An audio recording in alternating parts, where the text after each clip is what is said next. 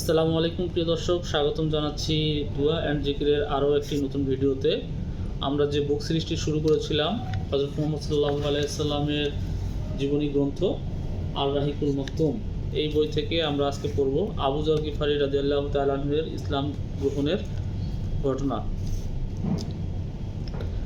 আউযু বিল্লাহি মিনাশ শাইতানির রাজিম, বিসমিল্লাহির রহমানির রহিম।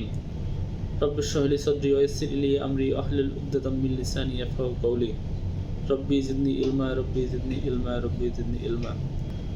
আবু যর গিফারি রাদিয়াল্লাহু তাআলা আনহু তিনি ইয়াসরিবে বসবাস করতেন। যখন সুয়াইদ বিন সামিত ও ইয়াস বিন মুয়াজের মাধ্যমে রাসূল সাল্লাল্লাহু আলাইহি সাল্লামের আবির্ভাবের কথা তিনি জানতে পারলেন, তখন তিনি হৃদয়ে প্রচণ্ড একটি কম্পনের মতো অবস্থা অনুভব করলেন এবং সেটাই তার ইসলাম গ্রহণের কারণ হয়ে দাঁড়ালো। তার ইসলাম গ্রহণের ঘটনা বিস্তারিতভাবে বুখারীতে বর্ণিত হয়েছে। ইবনে আব্বাস রাদিয়াল্লাহু তাআলা আনহুর বর্ণনা মতে আবু যর গিফারি রাদিয়াল্লাহু তাআলা আনহু বলেছেন, আমি ছিলাম গিফার গোত্রের একজন লোক। আমি জানতে পারলাম যে মক্কায় এমন এক লোকের আবির্ভাব হয়েছে যিনি নিজেকে নবী বলে দাবি করছেন। আমি আমার ভাইকে বললাম, তুমি লোকটির নিকট গিয়ে তার সাথে কথাবার্তা বলো এবং খবর নিয়ে এসো। সে সেখানে গিয়ে তার সাথে কথাবার্তা বলার পরে ফিরে এলো। আমি তাকে জিজ্ঞেস করলাম, কী খবর এনেছো? সে বলল, আল্লাহর শপথ, আমি এমন একজন মানুষকে দেখেছি যিনি ভালোর জন্য আদেশ দেন এবং মন্দের জন্য নিষেধ করেন। আমি বললাম, তুমি সন্তোষজনক উত্তর দিলে না। শেষ পর্যন্ত আমি নিজেই কাঁধে খাদ্যের ঝুলি এবং হাতে লাঠি নিয়ে মক্কার পথে যাত্রা করলাম। সেখানে পৌঁছে তো গেলাম, কিন্তু রাসূলুল্লাহ সাল্লাল্লাহু আলাইহি ওয়াসাল্লামকে চিনতাম না এবং তার সম্পর্কে কাউকে জিজ্ঞেস করবো তার সাহসও পাচ্ছিলাম না। ফলে আমি পানি পান করতাম এবং মসজিদে হারামে পড়ে থাকতাম। শেষ পর্যন্ত আমার নিকট দিয়ে আলী রাদিয়াল্লাহু তাআলা আনহু কোথাও যাচ্ছিলেন। তিনি আমাকে দেখে বললেন, আপনাকে বিদেশি মনে হচ্ছে। আমি বললাম, জি হ্যাঁ। তিনি বললেন, জি হ্যাঁ। আমি তার সাথে পথ চললাম। পথ চলতে চলতে তার সাথে খুবই মামুলি কিছু কথাবার্তা হলো। তিনি আমাকে কিছু জিজ্ঞেস করলেন না। যে উদ্দেশ্যে আমার আগমন সেই সম্পর্কে আমিও তাকে তেমন কিছু বললাম না। এভাবে রাত অতিবাহিত হলো। সকাল হতে না হতেই আমি এই উদ্দেশ্যে মসজিদুল হারামে গেলাম যে সেখানে কোনো লোককে পেলে তার নিকট রাসূলুল্লাহ সাল্লাল্লাহু আলাইহি ওয়াসাল্লামের সম্পর্কে জানতে চাইব, কিন্তু সেখানে এমন কেউ ছিল না যে তার সম্পর্কে কিছু বলবে। শেষ পর্যন্ত দেখলাম আবারও আলী রাদিয়াল্লাহু তাআলা আনহু সেখান দিয়ে কোথাও যাচ্ছেন। আমাকে দেখে তিনি কতকটা নিজেকে নিজেই বললেন, এই লোক তো দেখছি এখনও তার ঠিকানা খুঁজে পায়নি। আমি বললাম, আপনি ঠিকই বলেছেন। তিনি বললেন, ভালো, আপনি আমার সাথে চলুন। এক পর্যায়ে তিনি আমাকে বললেন, আচ্ছা বলুন তো আপনার ব্যাপারটা কি, কী উদ্দেশ্যে আপনি এই শহরে এসেছেন? আমি বললাম, আমার আগমনের উদ্দেশ্য সম্পর্কে আমি যা বলবো তা যদি আপনি গোপন রাখেন তাহলে আমি আপনাকে তা বলবো। তিনি বললেন, ঠিক আছে, আমি তাই করব। আমি বললাম, আমি জানতে পেরেছি যে এখানে এক ব্যক্তির আবির্ভাব হয়েছে যিনি নিজেকে আল্লাহর নবী বলে দাবি করেন। আমি আমার ভাইকে পাঠিয়েছিলাম এই ব্যাপারে খোঁজখবর নিয়ে তার সাথে কথাবার্তা বলার জন্য, কিন্তু সে ফিরে গিয়ে আমাকে সন্তোষজনক কোনো উত্তর দিতে পারেনি। সেহেতু আমি ভাবলাম যে নিজে গিয়ে সাক্ষাৎ করে তার সাথে কথাবার্তা বলে আসি। আলী রাদিয়াল্লাহু তাআলা আনহু বললেন, ভাই, আপনি সঠিক জায়গাতেই পৌঁছেছেন। শুনুন, আমার যাত্রা তার দিকেই। আমি যেখানে প্রবেশ করব আপনিও সেখানে প্রবেশ করবেন।